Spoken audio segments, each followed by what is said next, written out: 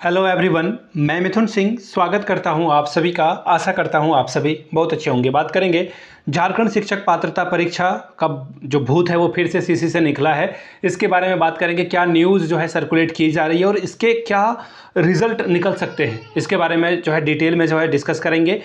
Honestly मैं बताऊं तो आपको मैं कुछ स्पेशल नहीं बताने वाला हूं। मैंने पहले जो पिछले 1-1.5 साल से जो है चीज़ों को मैं बता रहा हूं उसी को फिर से मैं दोहराने वाला हूं। कुछ भी नया नहीं है। अगर आपका समय बहुत कीमती है, please don't watch this video. Do something productive, कुछ अच्छा काम करें जिससे आपके लाइफ में कुछ बदलाव आए।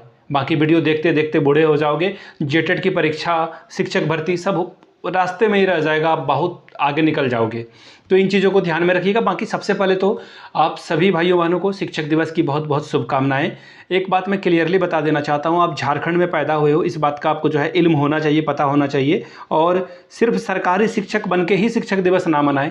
अगर आप अभी खाली हैं तो ट्यूशन, कोचिंग, स्कूल कुछ भी कर सकते हैं। प्लीज़ डू दिस, करें। अपने लिए ना सही, अपने परिवार वाले के लिए करें जिन्होंने आपके ऊपर बहुत पैसा इन्वेस्ट किया है और आपको पढ़ाया है, ताकि बुढ़ापे में आप उनकी लाठी का जो है वो लाठी बन सको, सहारा बन सको उनका। तो इन चीज़ों को ध्यान में रखिएगा। बाकी ये तो चालीसा है, चल रहा है। मैंने 0 सब्सक्राइबर से शुरू किया था और आज जो है लगभग 1,51,000 सब्सक्राइबर हो चुके हैं। ठीक है, अब 1,51,000 सब्सक्राइबर हो चुके हैं। 0 सब्सक्राइबर पे मैं इसलिए आया था ताकि मैं जेटेट या फिर शिक्षक भर्ती परीक्षा के बारे में जो है आपको जानकारी दे सकूं। अभी तक जानकारी देता ही हूं। मुझे लग रहा है कि 3 लाख सब्सक्राइबर ना हो जाए और तब तक मैं यहीं बैठा रहूँगा। जेटेट का भी परीक्षा जो है मुझसे पीछे ही रहेगा। जी हाँ, ऐसी बातें मैं वो हवाई में नहीं कर रहा हूँ। आप जाकर के देख सकते हैं सारी चीज़ें किस तरह से हुई है। बाकी तो 9 सालों से जेटेट की परीक्षा हुई ही नहीं है।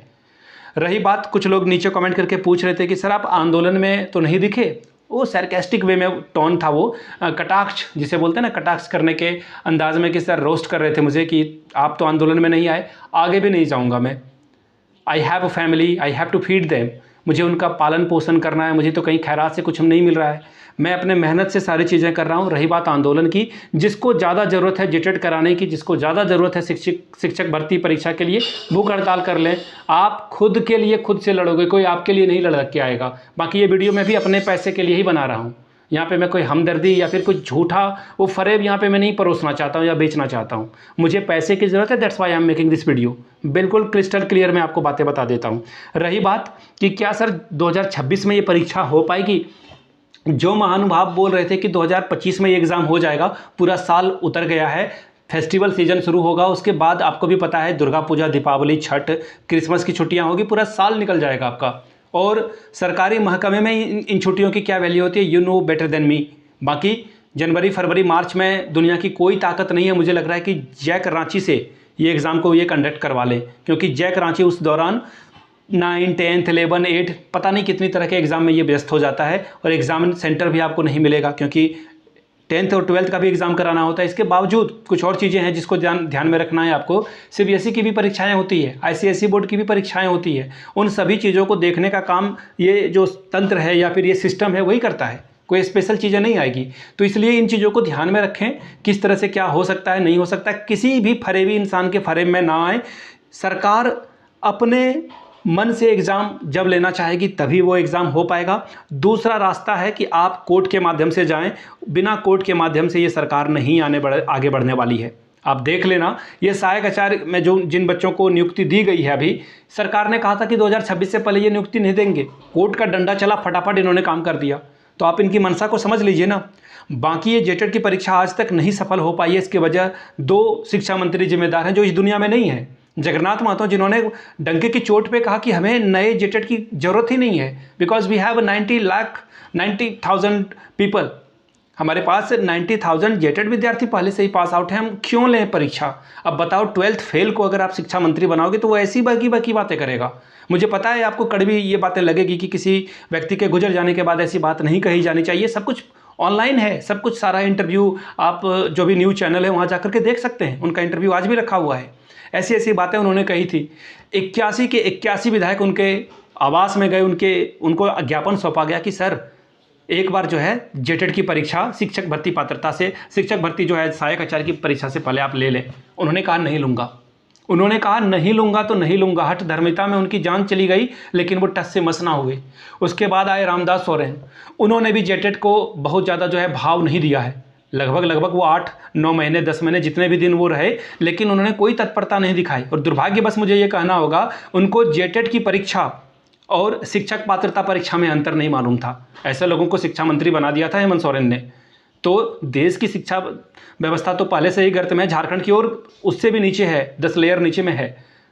तो इस तरह से चीज़ें चल रही है। बाकी अब आप बोलोगे कि सर ये न्यूज़पेपर की कटिंग आ गई है, तो बड़ा अच्छी बात है कि ये फ्रंट पेज पे हमारी खबर छप गई तो इससे कुछ हो जाएगा। मैं आपको ऐसे 40 आर्टिकल दिखा सकता हूँ पिछले 4-5-6 सालों में, जो है बड़े बड़े पेजेस में लंबे लंबे आलेख लिखे गए हैं, बड़े बड़े आर्टिकल लिखे गए हैं। सरकार ने कुछ नहीं किया। अगर मैं झूठ कह रहा हूँ, जिन लोगों ने 2016 के बाद से बीएड किया, डीएलएड किया, उन्हें जो भी बातें कह रहा हूँ वो रिलेटेबल चीज़ें समझ में आएगी। उनको सारी बात समझ में आएगी कि मैं क्या कह रहा हूँ और इसका क्या जो है रिजल्ट है और ये क्या सच्चाई है।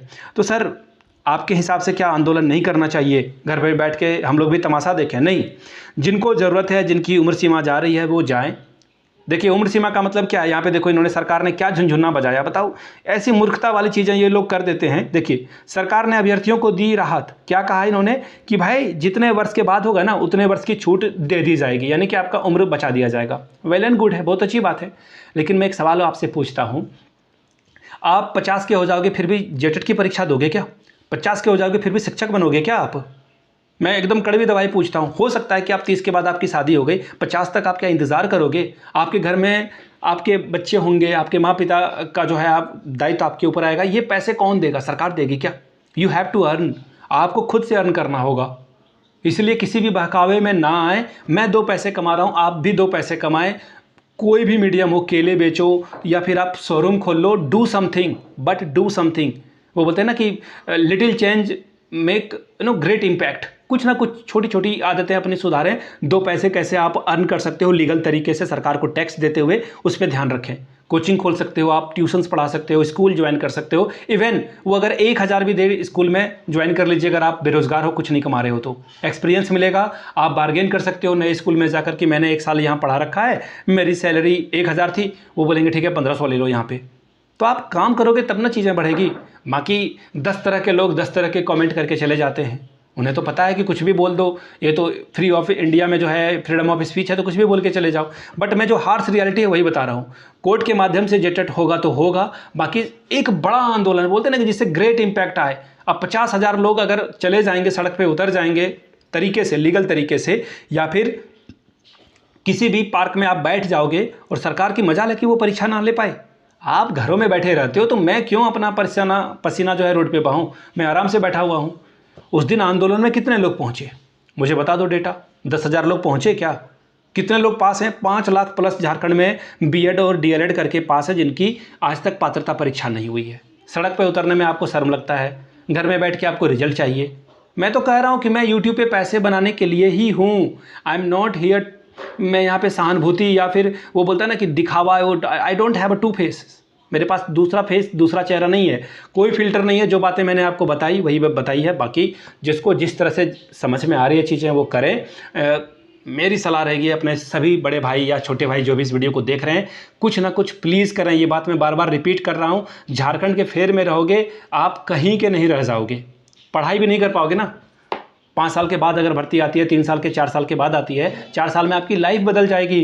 एक 25 प्लस के बाद कितने के माँ बाप गुजर गए होंगे, समझ रहे हो मेरी बात को? कितने के ऊपर परिवार की जिम्मेदारी आ गई होगी। तो इस तरह से चीज़ें चलती है। बाकी जिसको सरकार का चूरन चाटना है वो चूरन चाटें। जो चूरन दे रही है कि भाई आपका एज बढ़ जाएगा, ये हो जाएगा, केस स्टडी, ये सब चलती रहेगी चीज़ें, जीवन पर्यंत चलने वाली चीज़ें हैं। बाकी मैंने जो भी बातें कही अपने दिल से कही, और हमेशा से ये चैनल इसीलिए रहा है। बाकी चटुकारिता देखनी है तो किसी और चैनल पे जाइए। ये ज्ञापन देने का जो है मौका मिला, मुझे शिक्षा मंत्री से मिलने का मौका मिला, मुझे फलाने मंत्री से मिलने का मौका मिला, फलाने मंत्री ने मुझे कहा कि आप जेटेट की परीक्षा हो जाएगी। अरे फलाना मंत्री, 2 मंत्री चल बसे हमारे झारखंड से, लेकिन जेटेट की परीक्षा नहीं हो पाई। जेटेट भी जो है कोमा में ही है। पता नहीं वो रिम्स में ठीक हो पाएगा या नहीं, देखते हैं। बोलते हैं ना कि there is a hope, there बोलते हैं ना कि कुछ ना कुछ एक उम्मीद बनी हुई है। देखते हैं, कुछ अगर हो जाता है तो ठीक है, अदरवाइज़ इंतज़ार करें जो लोग करना चाहते हैं। बाकी जो लोग कुछ डूअर हैं, कुछ करना चाहने वाले बच्चे हैं, कुछ करिए आप लोग। चलिए मिलते हैं अगले वीडियो में। वीडियो को आपने यहाँ तक देखा, प्यार दिया, इसके लिए आप सभी का बहुत बहुत शुक्रिया। Have a good day. अगर आप मेरी बात से सहमत हैं तो नीचे आप जय हिंद लिखेंगे ताकि मुझे पता चल सके कि मैंने जो भी आपके सामने ये बातें रखी उससे आप जो है संतुष्ट हैं और मेरे सपोर्ट में हैं। Thank you so much.